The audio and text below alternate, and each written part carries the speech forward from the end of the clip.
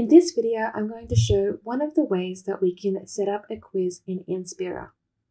There are many ways that we can set up a quiz in Inspira, and that depends on how you want to add your candidates or your students to the quiz. So for the purpose of this video, we're going to add our candidates to the quiz using a Blackboard LTI. So this is a kind of link that we add to Blackboard, and once the students click on the link, they will be enrolled into the Inspira quiz. It's really important to remember that when you're ready to set up your quiz, if you're going to use the Blackboard LTI, you need to start in Blackboard, not start with setting up your quiz in Inspira. So the type of quiz that we are setting up today is a quiz with multiple choice or automatically marked questions. Not the kind of questions like essay questions that require manual marking. There are also different ways that you can set up a test and set your grader settings as well. But in this case, I'm going to show the kind of settings that we would set up in a situation where you may have multiple graders, but they would have access to all of the students' quizzes. So to get started, we go to Blackboard and we navigate to where we actually want students to access our Inspira link. So remember that this link is what the students will click on when they're ready to take the test. So it is important to make sure that it's only available from the time that you want them to start taking it. So first we go to Build Content and then down to Inspira Assessment. Here you would name your quiz. Make sure that it's something informative and that's going to make sense to the students as well. This name that you put in here is going to transfer across into Inspira as well. So you want it to be something that's going to make sense to you. If you're someone who is teaching in multiple courses, you may want to include your course code in here, because when you get to the other side of grading and all of your quizzes are showing in a list, it's going to help you identify which quizzes you need to mark based on your course code. Otherwise, it might be a bit challenging to identify if you give them all very similar names. So I'm going to use a fairly generic title because this is for training and example purposes only. In this description, you can add some information for the student. So I usually add something like an instruction that says, please click on this link to access the quiz. But you can add any information in here that you feel that your students need to know at the time. Okay, so the next step here is to change these settings. So we want to enable grading and evaluation. And then we want to specify the points that are possible. So this will be the overall points that will be used in Grade Center. So for example, my quiz will have 100 points. Now, importantly here, we want this to be invisible to students. So we don't want our column in Grade Center to be visible to students as soon as we finalize our grades in Inspira. You might want to take the opportunity to give them some feedback, or you might want to just have some control of when students are going to access them. Okay, and then we add our due date. So I'm going to make mine for tomorrow at 6 p.m. Okay, we do want to allow users to view the content, and you can choose if you want to track the number of views or not. So that depends on if you want to see if your students are accessing the link. And then you can also select the date and time restrictions as well as you do for other content in Blackboard. So this is really good if you're setting up your LTI link quite far in advance, and then you don't want the students to see the link until the day that they're going to take the test. So for me, I'm only setting this up one day in advance. So I might say, okay, yes, display it after tomorrow. Let's say 5 p.m. for argument's sake. And then my students are going to have a full day to complete their quiz, and then that Blackboard adds that date for me. But I will change this until 5 p.m. as well. Okay, and then we click Submit. So it has appeared down the bottom with the link for my test. And you can see that it comes up with this Inspira icon next to it. So to go and set up our quiz settings now, we click on the LTI link. This can sometimes take a couple of seconds to connect into Inspira. And now it has opened Inspira in a new tab in my browser for me. So you can see that the test name that we put in our LTI link has carried across to Inspira. The first thing that we do here is go and find our question set that we want to test our students on. So you can create a new one from here, but most people will already have one set up. And I'm going to go create it by me to filter something. There we go. I'm going to use SLC mock exam. Save. So then we go to setting our test times. Now, obviously, we normally wouldn't set up a test at 6 p.m., but that was the automatic time that was set for me by Blackboard because that's the time that I'm recording the video. But so I'll have mine opening at my test at 6 p.m. tomorrow, and they're going to have 24 hours to complete it.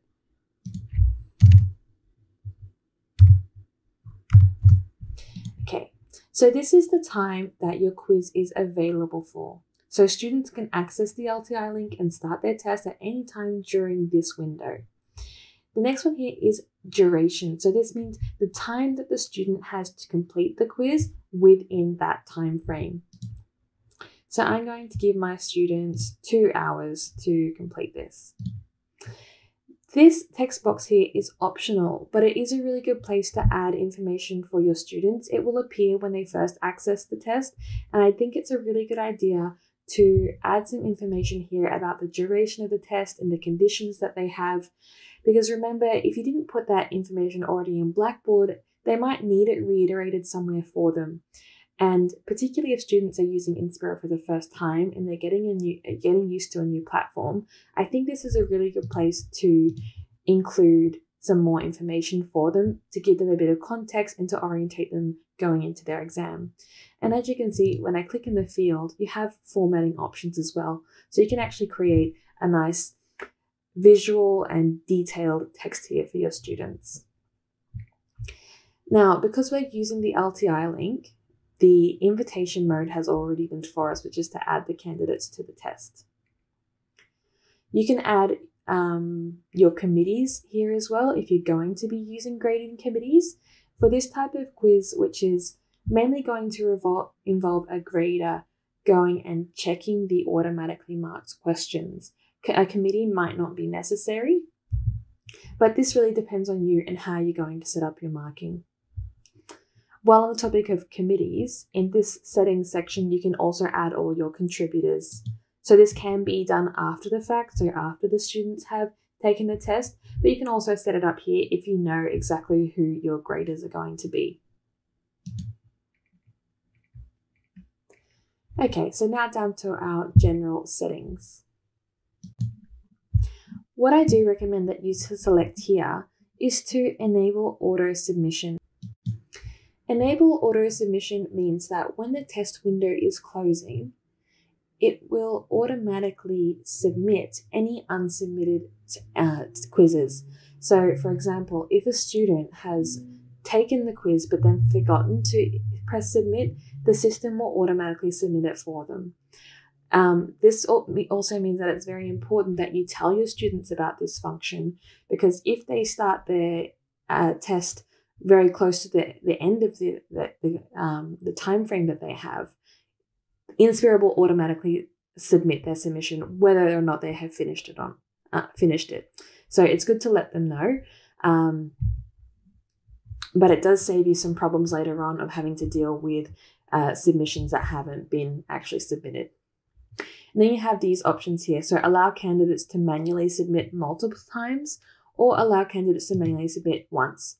There are probably very few instances where you would allow people to submit multiple times, perhaps for a practice exam, but for most cases, you want them just to submit once. Okay, Enable Marking 2.0 is already automatically selected, so we can leave that one as it is. And then we go down to the security section. So these settings are more likely to be used in a case where we're using an on-campus invigilated exam. So for the kind of quizzes that students are doing at home, we don't need to select anything here. On exam day, so this is things that are going to be enabled for the student during the exam, you can choose any of these as you see fit. For language courses, we probably aren't likely to use spell checker because we're actually testing the language accuracy. But if you're using Inspira for a course that's delivered in English, you can enable spell checker here if you want to make that functionality available in essay type questions. If your students have to upload any hand-drawn documents as well, you can enable sketches. This one, lost connection alert, is already selected and it has a default message in here as well.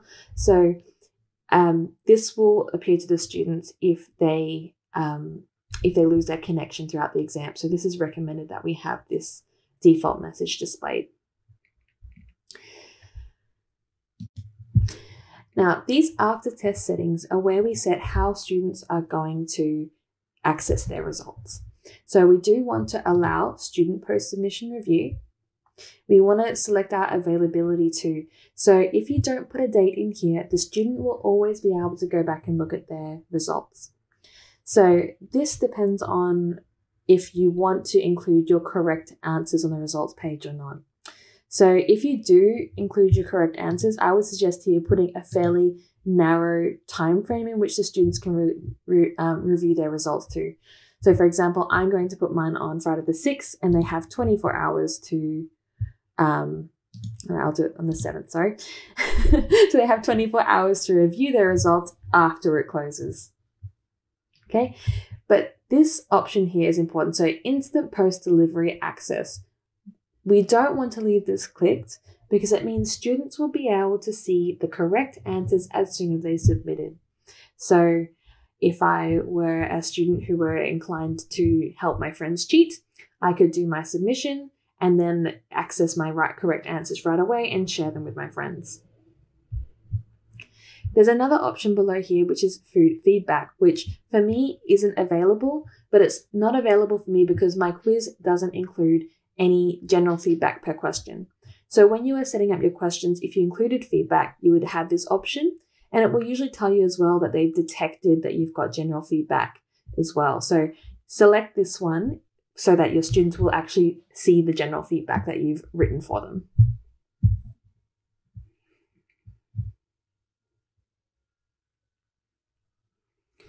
Okay. And then we have these options here. So you can just show the total marks they receive on the quiz, or you can enable a results page. So I'm probably going to just select show total marks only. Okay, now down to the last set of settings that we will do for our quiz. I cannot stress this enough. Select shared marking among graders for this type of quiz. So this is the situation where you're going to have multiple graders and they're all going to have access to the same group of students. Shared marking means that you're all going to have access to the same group and that you can all see the marks that you're giving. Private marking means that everything will be hidden from other markers. So it's very useful in cases where you do have to mark privately and then share it with another marker so that they can cross-examine your marking as well. But for this type of quiz, select shared marking. The next important setting here is one grader can confirm. So out of all the graders that you add to your quiz, you want just one of them to be able to click that final blue button, which is confirm, so that your results will go into Grade Center. If you don't do this, every grader will need to confirm all of the marks before you can proceed. So this can be particularly troublesome at the end of semester if you have final assessments in Inspira. If tutors have already finished working for the semester, you might not be able to get hold of them at the end of the semester when they're already on leave to confirm results. And plus, it just adds extra time and work that you don't need. So remember, shared marking, one grader can confirm. The next section that we go to in our setup is the design. So the design section controls what your student's going to have be able to see when they're doing their test. So the navigation bar is this section down the bottom, and you can hide it if you need to, but I think it's a really good feature for students. You can enable the table of contents. So this will show the sections for your quiz, as well as the titles of your questions as well, and the question type. So I think it's a good idea to enable the table of contents, but remember, this requires a bit of forward thinking when you're designing your question set, because if you're not giving things titles that make sense, the contents isn't going to be very informative for the students. You can also hide question titles. So I have made the error before of giving a question a title that gives away the answer. So if you have done that, you can hide the titles. But if you do think about your titles in the way that it's going to give students a little bit of context, then you can leave them visible. Now, the other recommended settings by e-assessment are to enable flagging. This allows students to add a little flag on their navigation bar if they need to go back and check a question, and then to include the question maximum marks. So for each question, students know how many marks they can get. I've seen some quizzes where the beginning contents or the beginning information page states that each question is worth 1.5 marks. So in that case, you wouldn't really need to include the maximum marks if it's stated elsewhere. Okay, then we'll go along to the assessment settings. So this is automatically populated, this grade threshold, and it doesn't translate back through to Grade Center. So you don't need to change anything here unless you're actually using the in-spirit grade thresholds. And then we go across to Confirm.